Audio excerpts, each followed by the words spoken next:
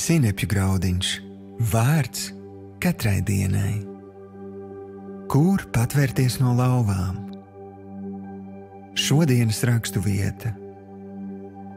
Tiešām, to kungs esi mans patvērums. Visaugstāko tu esi izraudzījis sev par aizsargu.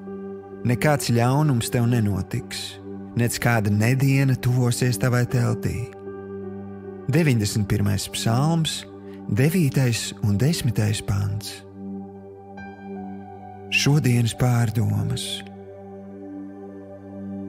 Kādu dienu Daniels tika netaisnīgi apsūdzēts un iemests lauvu bedrē. Viņš nespēja no tās ne ārā izrāpties, ne arī uzvarēt lauvas. Tā bija pilnīgi bezcerīga situācija, kurā Daniels izvēlējās patvērties Dievā. Viņš visu nakti pavadīja lūgšanās. Rezultātā Dievs atalgoja Daniela ticību un aizdarīja lauvām mutes. Draugs, katram, kas izvēlējies sekot Dievam, jārēķinās, ka viņa ticība tiks pārbaudīta.